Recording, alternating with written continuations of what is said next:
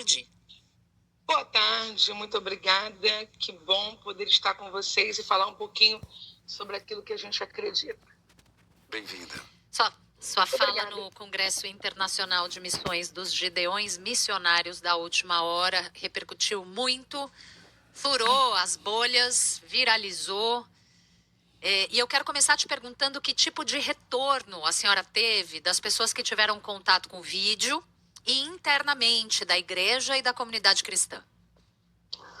Bom, eu vou falar de forma geral, né? Eu tive um retorno excelente de ambas as partes. Mas, obviamente, que a mais surpreendente foi das pessoas que estavam de fora, porque em momento nenhum eu presumi um alcance dessa natureza. E o que aconteceu foram pessoas que se sentiram representadas, no sentido da dor, obviamente, outras que conheciam histórias, e o lado mais importante para mim, enquanto pregadora e pastora, que é perceber que algumas dessas pessoas não acreditavam que havia um enfrentamento tão direto a questões assim, feitas em um púlpito. Então, quando isso ganhou a visibilidade, eu acredito que acabou por dar eco a tantas outras vozes antes de mim que não alcançaram tamanha repercussão. Sim. Sigo? Sim, não. Segue, pode seguir, pastor. É que a gente não falou sobre qual foi a sua fala, Exatamente. Né? Vai, Fê, contextualiza aí. Então, qual foi o mote da sua fala que gerou tanta repercussão nesse congresso? Sobre o que a senhora Vocês não disse? chegaram a mencionar.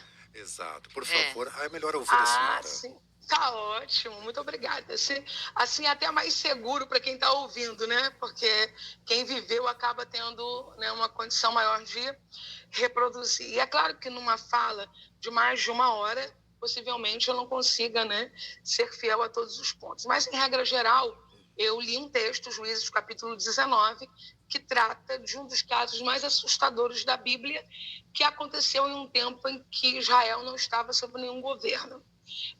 Aconteceu um caso, né, de abuso coletivo, de que acaba caminhando para a morte de uma mulher, e tudo isso com o consentimento de uma comunidade que se cala e também de um marido, um cônjuge que não a defende, não a guarda, ao contrário disso, a expõe no lugar dele, para ele não sofrer nenhum abuso. Foi essa minha fala ali inicial, teve essa grande repercussão dos dois lados, extremamente positiva em sua maioria, obviamente, não somos unanimidade em nenhuma área. E por que do lado de fora, para mim, foi mais, assim, surpreendente? Porque, embora eu já fale algumas dessas coisas há anos, foi a primeira vez que teve uma repercussão desse tipo e alcançou tanta gente do lado de fora. Agora, falando do lado de dentro, né?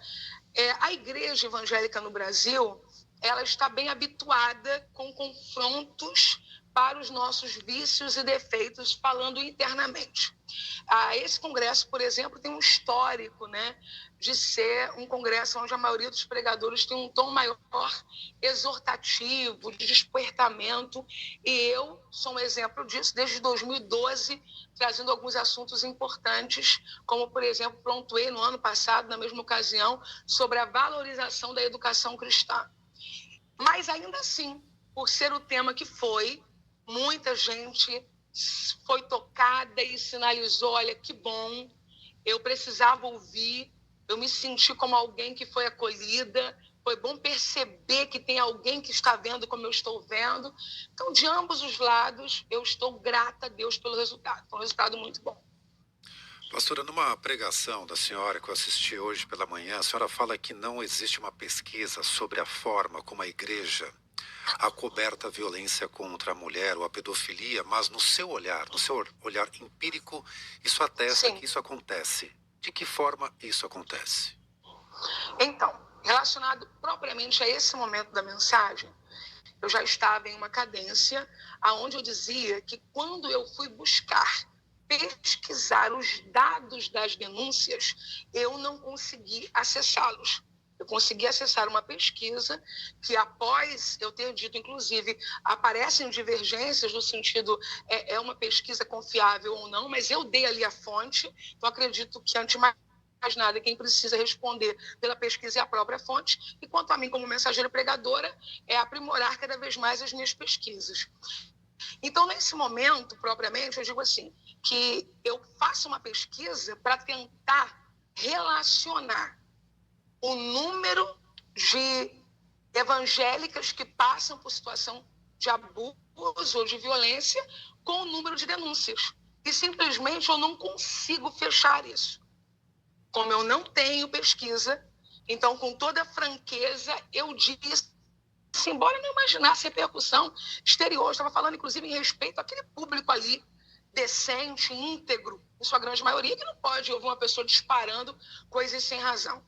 Ali eu disse, nesse sentido, eu não tenho uma pesquisa, mas eu tenho o empírico. Sou filha de pastor, sou neta de pastor, sou esposa de pastor e vivo diariamente a vida da liderança feminina, convivendo diretamente com mulheres desde os meus 16 anos de idade. A partir desse lugar, eu reafirmo, houveram erros gravíssimos no nosso discurso acerca de como uma mulher deveria se portar diante de um quadro de violência.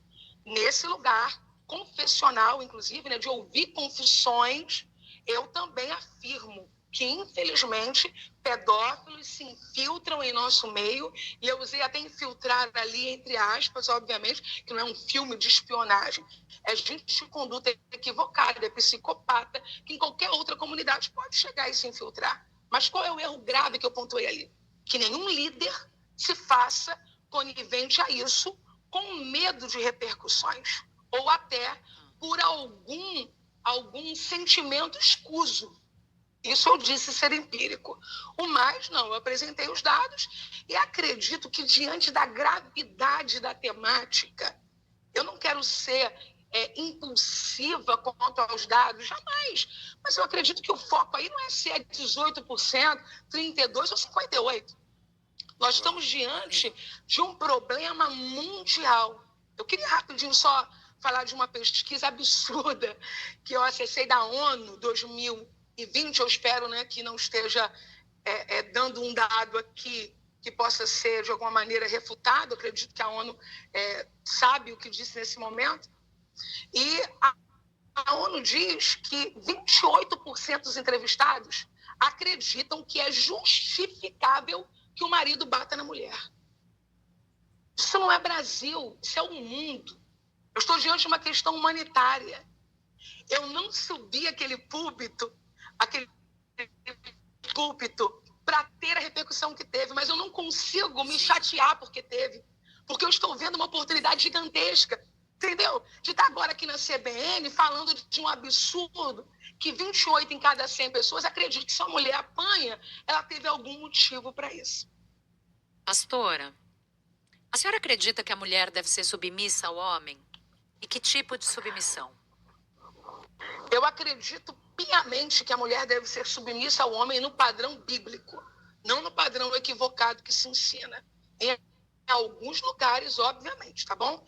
Eu chamo a Igreja Sadia a falar disso de forma aberta, para que fique muito claro que nós, Igreja Sadia, não acobertamos nenhum tipo de discurso que flerte com desigualdade, que dialogue, por exemplo, com a possibilidade de alguém ser tratado a partir do gênero para a posição de violência ou não.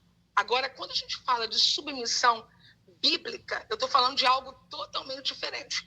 E eu queria muito pedir essa oportunidade a vocês para esse momento de fazer a leitura aqui no trecho, que é imprescindível. Quem sabe eu estou diante de algum evangélico ou católico, né, que ouça pessoas, ouça pessoas, mas não abra a Bíblia para ler. Um povo que não lê a Bíblia, que só ouve, vai ouvir o que o outro quiser dizer. Volto a repetir, não é a maioria, mas existem discursos que são tendenciosos. Agora, olha a submissão que eu defendo, até porque, para ser cristã, eu preciso crer na Bíblia, para ser pastor, eu preciso crer na inerrância da Bíblia e na atualidade da Bíblia. Eu não tenho nem falta de honestidade capaz de subir num púlpito para pregar em algo que eu não acredite. O texto diz assim, católicos, protestantes, espíritas, quem tiver a Bíblia em casa, anota para fazer a leitura completa depois. Efésios 5, versículo 21. Sujeitem-se uns aos outros no temor de Cristo. Para começar, eu preciso me sujeitar a vocês dois que estão aqui, dentro daquilo que é louvável no temor de Cristo. Não é só relação familiar. E também não é sujeição de tapete. É no temor de Cristo. É para o que é bom. É para o que é louvável. É para o que é justo. Sigo. Esposas. Por que começa falando da mulher e não do homem? Por uma questão óbvia. Estávamos numa sociedade majoritariamente patriarcal. E a Bíblia não é um transe para que um homem a escreva. A Bíblia é inspirada pelo Espírito Santo, mas tem a presença, obviamente, do autor e das culturas. Não para definir o texto é inspirado pelo Espírito Santo, mas dá conta de um ambiente que, para mim, não é grave se foi em primeiro ou em segundo, uma vez que vai chegar onde chega. Olha, esposas, que cada um de vocês se sujeite ao seu próprio marido como ao Senhor. Para começar, não é como a um algoz, é como ao Senhor. Senhor Deus, o que Deus anda fazendo por aí? Eu sigo. Porque o marido é o cabeça da esposa. Aí alguém prega isso. Esquece do que vem pós-vírgula. Como também Cristo é o cabeça da igreja. Sendo ele próprio o salvador do corpo. Então já tem um marido a qual eu sou submissa, mas ele é comparado a um Cristo que salva o corpo. Tem noção de que tipo de homem que eu estou sendo conduzida à submissão? Sigo dizendo, como porém a igreja está sujeita a Cristo, assim também a esposa se sujeite em tudo ao seu próprio marido. Em tudo ao marido do texto. Do marido que salva a esposa, do marido que zela pela esposa. Mas para não ficar dúvidas, o apóstolo Paulo, em sua inteligência, segue. Maridos, que cada um de vocês ame a sua esposa. Se parasse aqui, eu já pergunto, quem ama bate? Quem ama humilha? Quem ama agride? Quem ama mata? Já poderia parar aqui. Mas a Bíblia, em sua grandeza e profundidade, segue. Como também Cristo amou a igreja e se entregou por ela. É heroísmo masculino de dizer assim, por essa mulher eu morro, por essa mulher eu dou a minha vida. Você acredita em submissão bíblica, Helena Raquel? É claro, eu estou submissa a um homem há 26 anos, que eu não tenho dúvida alguma que se ele precisar escolher entre a minha vida ou a dele, ele vai defender a minha. Essa é a submissão Pastora, bíblica. mas não raramente essa submissão é pregada na igreja e é entendida de uma maneira que leva mulheres a serem violentadas. Por exemplo, estupro marital, quando se sentem obrigadas a terem relação sexual, mesmo sem desejo ou mesmo sem consentimento. Ou a se calarem diante de episódios de violência doméstica, deixando os agressores confortavelmente amparados por uma interpretação equivocada dessa parte, por exemplo, que a senhora traz aqui. Como é que a senhora vê isso? Eu vejo com a urgência de fazer exatamente o que aconteceu ali. De sacudir as pessoas e dizer, não é isso que a Bíblia está dizendo. E quero ser muito franca com vocês. Esse não é um discurso majoritário. Muito pelo contrário. Ao longo do meu ministério, eu vi mulheres que só conseguiram romper com ciclos de abuso porque encontraram, entre outras mulheres da igreja, um grupo de apoio. Porque a própria proposta do Evangelho de Cristo, eu não quero teologizar muito a nossa conversa, quero falar também sobre relacionamentos humanos que a igreja propõe, que traz fortalecimento, mas o Evangelho de Jesus visa isso. O básico de um discipulado vai fazer com que essa mulher e esse homem que chega a conhecer a fé, seja alguém capaz de entender que ele é filho de Deus. Ele não é um qualquer, ele não é um objeto, ele não é uma propriedade. Agora, esse discurso houve, sim, com muita força, há com menos força. E, infelizmente, só fazendo o que nós estamos fazendo enquanto igreja, ensinando, explicando, é que esse discurso vai, obviamente, perdendo o seu lugar, porque tem que perder, tem que perder. Eu, por exemplo, prego há 30 anos, 32 anos. Eu respondo caixinhas no Instagram para qualquer pessoa que acredite que eu sou uma oportunista da direita ou da esquerda. Basta acessar perguntas anteriores minhas no Instagram. Todas as semanas, praticamente, uma mulher fala sobre violência. E a minha resposta é sempre a mesma, porque não dá para dar um curso sobre isso também. Eu fui criticada, você mandou denunciar lá, gerando culpa na mulher, porque a mulher não tem para onde ir. Bom, eu não estava ali com condições de tempo, né, para discorrer todos os passos. Eu falei, denuncie, busque um lugar seguro e não desculpe. Porque quem agride pode matar. Eu falo isso e muitos colegas que eu conheço há muitos anos. Agora, eu espero que a partir dessa mensagem, em algumas regiões do país, daqui a pouco for possível, eu vou dizer até sobre esse índice que a gente encontra nas pesquisas, que em outros lugares do país, essa conversa chegue, quebrando cadeias. E ainda que um líder ou outro não entre nessa transformação mental pela renovação do entendimento, a própria ovelha que está sentada, poxa, mas naquele dia eu ouvi isso. Então, o que está acontecendo não é bem assim. Isso. Pastora, a senhora falou em líder, eu queria pegar um ponto que é o seguinte, o que o poder de um líder religioso causa num seguidor ao ponto de essa pessoa não admitir ou não ter coragem de denunciar? Citando um caso emblemático, todo mundo conhece, João de Deus, condenado por crimes sexuais contra centenas de mulheres durante atendimentos espirituais. E ele se via como intocável, inabalável, até as primeiras denúncias aparecerem. Ele exercia um poder pela fé dessas pessoas. Como é que a senhora vê isso? Obrigada, Fernando, pela sua honestidade. Dificilmente a gente vê alguém conseguindo já inicialmente fazer uma pontuação apontando para uma outra questão de uma outra religião. E é óbvio que eu faço isso a cada entrevista. Olha, isso não é uma questão exclusiva. Muito pelo contrário. O líder, ele trabalha com um fator chamado carisma, né? E se a gente parar para pensar em lideranças ao longo da história do mundo, dá para a gente sentar aqui por alguns minutos e refletir o que faz uma pessoa, por exemplo, seguir um discurso nazista. É tão absurdo, é tão assustador, e, no entanto, né, praticamente um país caminhou com influências, né, por toda a Europa e mundo acerca disso. Eu me lembro de certa vez ter parado para estudar sobre um dia em que um ginásio em Paris, na França, ficou lotado. Não era uma sala, um ginásio, para que milhares de judeus e outros perseguidos fossem levados para o campo de concentração. A voz de um homem que influencia outros homens e que, concomitantemente, faz com que um país inteiro e regiões, né, em torno vejam um absurdo desse sem uma reação em massa. É o carisma na mão errada. É alguém que recebeu ou que tem uma personalidade que desenvolve o carisma e, em sua retórica fascinante, né, no ponto certo para fazer algumas abordagens, usa tudo isso para o mal. Como as pessoas fazem isso? Eu quero começar dizendo que há uma carência generalizada de referências. As pessoas querem olhar para alguém. Quando elas olham para alguém, é como se elas não precisassem mais decidir. Então, toda decisão que gera impacto, porque tem ônus e bônus, é transferida para uma outra pessoa. Como isso?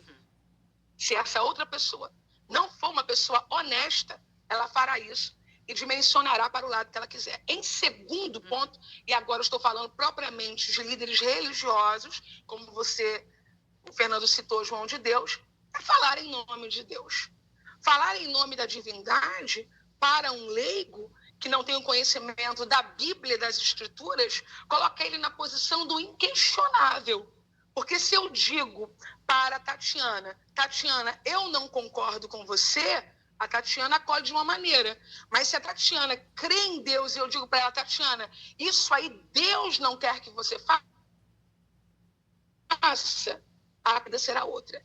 Para tanto, a saída, não apenas para as questões sociais, mas religiosas também, está no livro do profeta Oséias. O meu povo é destruído porque lhe falta conhecimento. Se nós crescermos em conhecimento, Não é qualquer coisa que Deus disse que a gente vai acreditar que ele disse, quando alguém informar. O que não tem nome não precisa ser combatido, né? E eu acho que é um pouco disso que a gente está falando aqui. Quando não se reconhece que uma situação é violência, não há como agir para combater aquela violência, uma vez que ela nem tampouco é reconhecida. Te pergunto, a senhora diria que falta a comunidade cristã nomear corretamente essas situações, reconhecer a violência para que ela seja combatida? E já que o Fê citou João de Deus, foram necessárias muitas mulheres denunciando os crimes incessantes de um homem para que elas fossem ouvidas e levadas a sério. Enquanto havia ali 1, 2, 3, meia dúzia, essas denúncias não eram consideradas. As igrejas abafam esses casos? Como que se pode combater esse tipo de crime dentro das igrejas?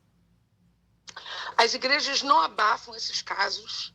E as igrejas que, eventualmente, como igrejas locais, tenham esses indivíduos fazendo isso, precisam ter a resistência da maior parte de nós que não fazemos para que eles percam definitivamente a força. E sim, nomear é importantíssimo. O inimigo que a gente nega, a gente não vence. Eu não exponho a igreja quando eu digo precisamos tratar isso. Ao contrário, eu acredito que é saudável que a gente encare um problema com inteligência. Até porque, para a gente falar de igreja, eu preciso pontuar um dado aqui importante com vocês sobre os lugares que essa igreja está, tá bom? Eu vou dizer isso em minutinhos, em segundos, porque uma pessoa escreveu em uma postagem, num comentário assim: que absurdo essa pesquisa, um comentário. Na minha igreja, isso não é uma realidade percentual. Ora, sabe onde fica a igreja dessa pessoa? Nas mediações da Barra da Tijuca, no Rio de Janeiro. É óbvio que ali a incidência tende a ser menor por uma série de questões.